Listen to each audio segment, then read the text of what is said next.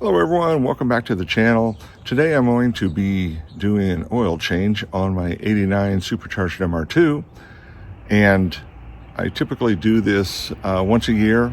This only sees between 2,000 and 3,000 miles normally through the summer. The winter miles are more rare, but it's time to get the oil changed. And because it is, what is it now? 37, almost 37 years old. It was made in November of '88. So this November will be 37 years old. I'm going to go ahead and run some Valvoline Restore and Protect in it. And even though I change the oil regularly, and I think the engine's fairly clean, you know, this is such a new product, and it's been a great product in the testing.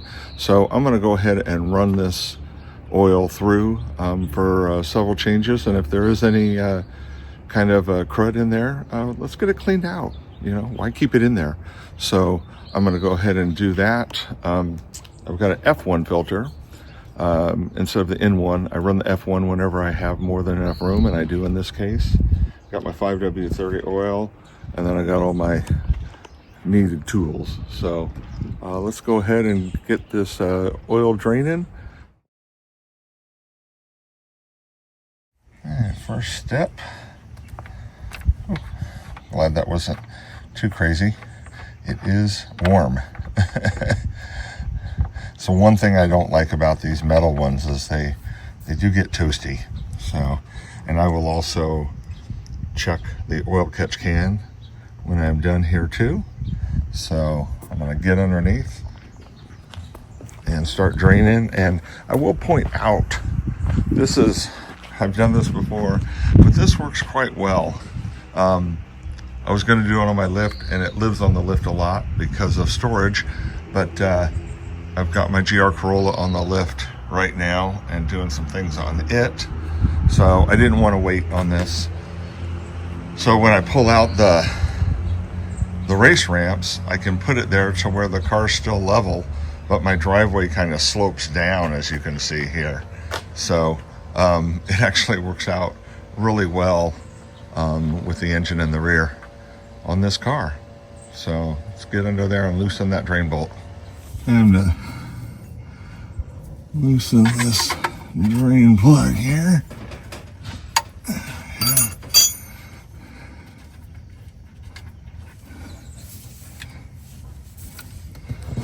Good. Bring this under so I can just zip it off.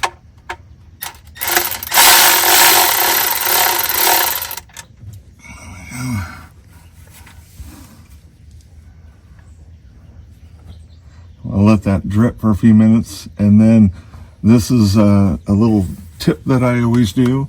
I always run about a half a quart of oil through the system just to flush out any of the old stuff that's kind of just sitting here at the bottom of the pan. And you will see that new oil come out down in just a minute here. All right, here comes the new oil.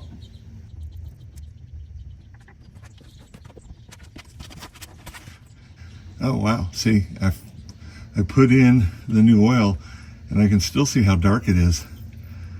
So there was definitely some extra of the old oil in there. So might actually flush some more through it on this one. So I just poured some fresh oil through it. I can tell it's starting to look much better now. That was a little bit of the Pennzoil.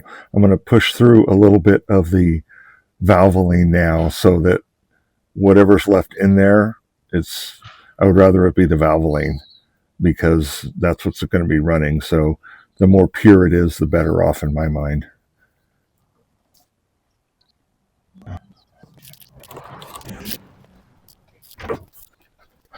At this point, I'm going to go ahead and let that drain out as much as it wants.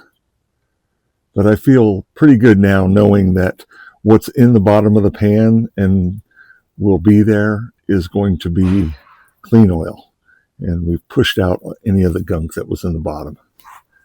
I'm going to try and show you the filter. I can't actually see it, but you see the distributor right there. I can't even see where I'm aiming this. I'm just kind of sticking it under there. So I'm hoping that this sees it, but we'll find out. Position the drain pan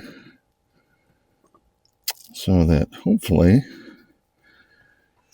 all this lands in it. Oh, there we go. Okay.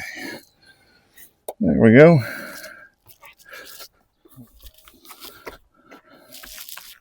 Something that you always want to do is wipe the mating surface just to make sure that there's no ickiness there. And if you're using an aftermarket oil filter, make sure that the gasket came off. Don't double gasket. If you double gasket, you will get leaks. So make sure that you don't do that. Okay, that's wiped. Now let's go ahead and pre-fill and stick the oil filter back on. And by that time, the engine should be more than enough done with dripping, and we'll top it off with fresh oil. And for those naysayers about pre-filling your oil filter, there's nothing against it. It doesn't hurt anything. It can only help. So why not do it? And on this, when it's something that is horizontal, if you lose a little bit of oil, it's only the oil that's in the very center of the filter. Everything that soaks into the filter medium itself will all stay there, and you have the anti-drain back valve that prevents that oil from coming out anyway.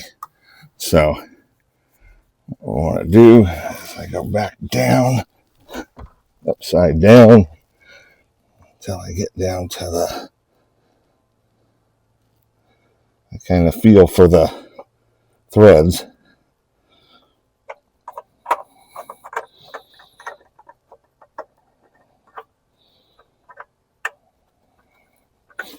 And spin it on.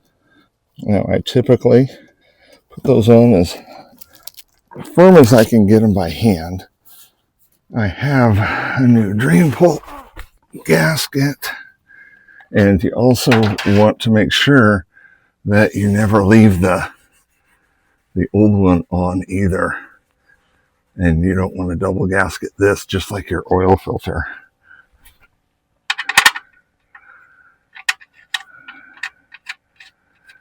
I'll spin that bugger on. Wait, grab my 14.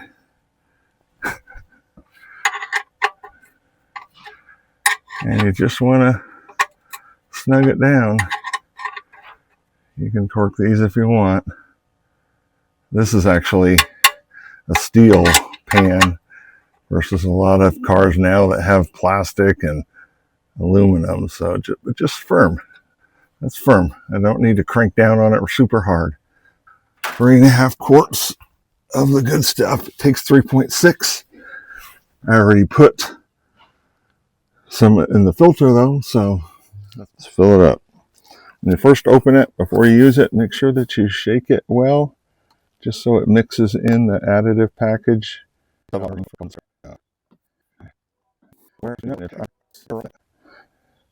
you overfill it, you can run into problems where your crankshaft is kind of spinning in the oil.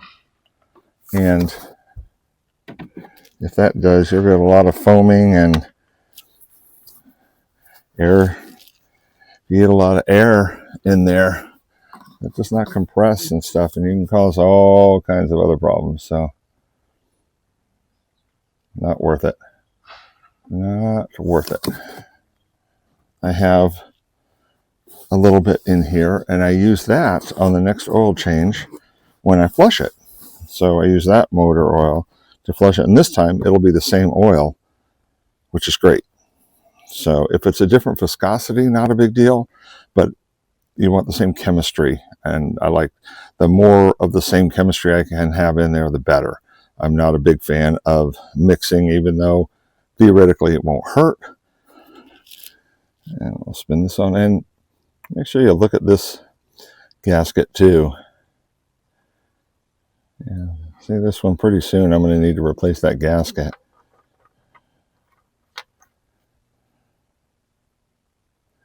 Again, you don't got to crank it. Let the gasket do the work. Okay, let's give her a start and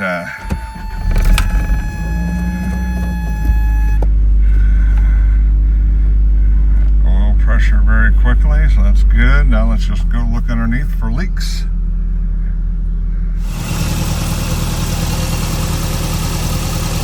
That looks really good. Can't really see the oil filter. I'll check that when I actually go get it back on the lift, and I'll give it that a look because it's easier. I'm not that concerned.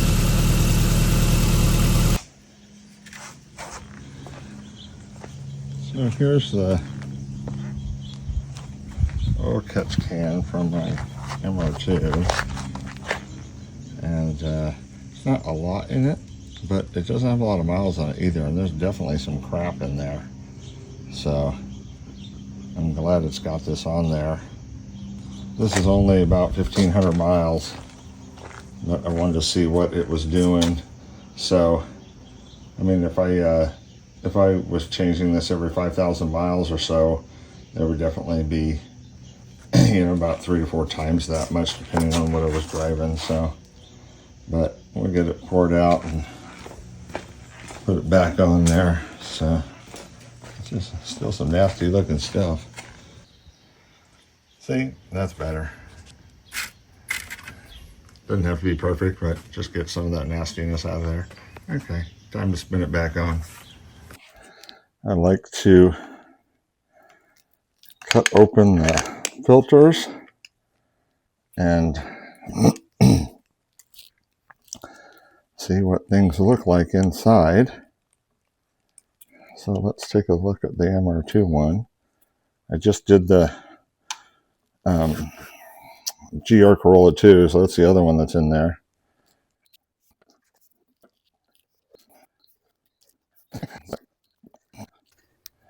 There we go. There we go. Voila.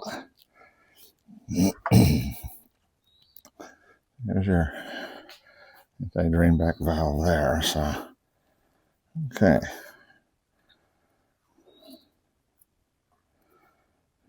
I always look at the oil that's coming out. That's good. I don't see any shimmer in there. Don't want to see shimmering. Don't want that, guys. But there's no metal at all. Fantastic. And that's with 100 and I think I'm getting close to flipping 158,000 on it, and it's almost 37 years old. So can't complain there, can we? So now I will look inside. I always look inside the pleats. And nothing. Absolutely nothing. I mean, the car runs great. The engine is strong. It doesn't burn any oil. Beautiful. I mean, that's beautiful. There's literally, I don't know how much you can see. Let's put the light on it here. But there is nothing, absolutely nothing in there at all. So, very, very happy with that. So, good deal. So there you have it, guys. Oil change is done on the MR2. Everything looks great. If you appreciate this kind of stuff, sure would love you to hit that like button, subscribe, help the channel grow a little bit. I would love to see a little more growth out of it. I know I get a lot of comments of appreciation for what I do and how I do it. And that's what I'm really doing it for, is to help you guys. So for all of you that are just watching things and don't hit the like and subscribe, please do. It really, really does make a big difference to the channel, and letting more and more people see it, and hopefully help some more people that want to learn how to work on their own cars. So until next time, guys, have a great day wherever and whatever you're doing. And until then, we'll see you down the road.